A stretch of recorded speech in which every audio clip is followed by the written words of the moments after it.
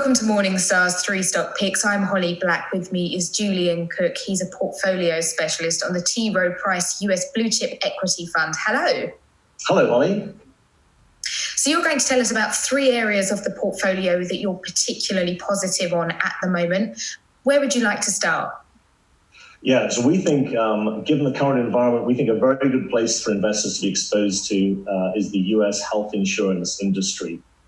We own almost every health insurance company in the US. The reason being, so far year to date, all of the elective surgeries in the US that were planned to have taken place have not taken place, as all of hospital facilities have all been concentrated on sort of respiratory coronavirus type problems. Now, we don't think that all of those elective surgeries come back. By our work, we think 50% of them do not come back. So the health insurance companies have underwritten their business, assuming a certain level of costs, and the cost of these elective surgeries not happening is actually going to be a very good provider of profits for those businesses. Is that not a bit speculate to accumulate, because then people could come back next year and their problems have got even worse? Yeah, so in our work, we do a lot of work trying to understand what exactly is the nature of these operations. But these elective procedures are exactly that. They're elective. They're not prescribed. These are kind of things you can get done, not things you necessarily have to get done. And so our work suggests that once those get delayed, then not all of them come back to the operating table at a future period of in a future period of time. And the costs related to those elective surgeries relative to the costs related to coronavirus type treatments, the costs are far lower for corona type treatments versus elective procedures. Okay, and what's the second area that you like? So when we think about companies that we like, there are certainly companies we like sort of short term and long term. There are companies we think may be affected short term, but still good bets long term.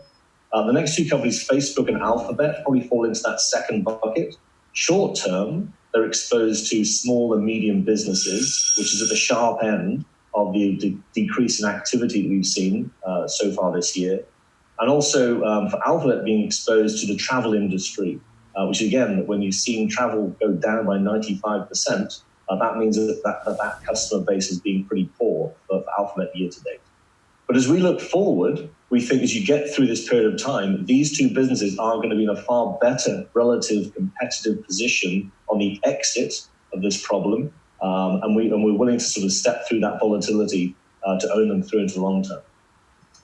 Presumably as well, these sort of tech stocks are beneficiaries of us all working or learning from home at the moment as well. Yeah, and I think there are certain secular trends that these companies are exposed to that we've recognized, and that's why we're invested. And if anything that this period of time has taught us, that some of these trends, which are really well established, are getting accelerated to a greater degree, given, I guess, the dislocations that we're seeing in terms of normal everyday life and social interactions. Okay, and what's our final area of investment?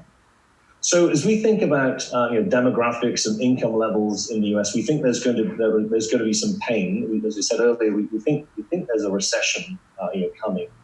So we want to be exposed to some parts in consumer discretionary that will actually benefit from having exposure to lower income groups. A company that we really like in that space is Dollar General. It has an average basket size of $7, so it's not going to be impacted by the advent of online e-commerce. You can't send a box in the post for $7. It's price competitive with Walmart, and so there's not a reason not to shop at Dollar General relative to Walmart. And we think there's a store expansion story here, which is still unfolding to the benefit of those that understand that and can invest in the company. So we think that the prospects for Dollar General look really, really good here. Physical stores not still affected by social distancing measures, or the fact that a lot of people might be worried about going into stores after this?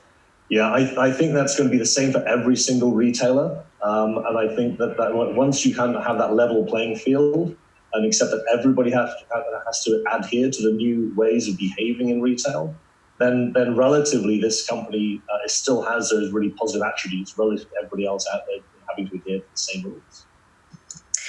Julian, thank you so much for your time. For Morningstar, I'm Holly Black.